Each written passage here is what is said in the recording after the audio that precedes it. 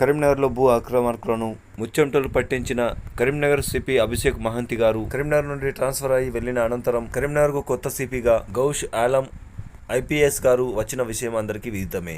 మార్చి 19, 2025 రోజున కరీంనగర్కు చెందిన ప్రముఖ వ్యాపారవేత్త, సామాజికవేత్త, ప్రముఖ రాజకీయ నాయకులు, కరీంనగర్ ఉమ్మడి జిల్లా ముస్లిం ఫోరం జేఏసీ చైర్మన్ జనాబ్ అబూబకర్ ఖాలిద్ గారు కరీంనగర్కు కొత్తగా వచ్చిన సిపి జనాబ్ గౌష్ ఆలం ఐపీఎస్ అధికారి గారిని మర్యాదపూర్వకంగా కలిసి పూల బుకేను అందజేసి స్వాగతం పలికి శుభాకాంక్షలు తెలియజేశారు.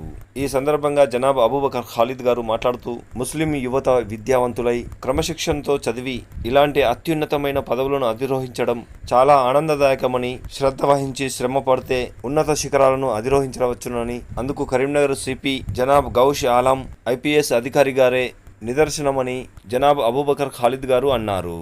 విద్యతోనే ఏదైనా సాధ్యమన్నారు.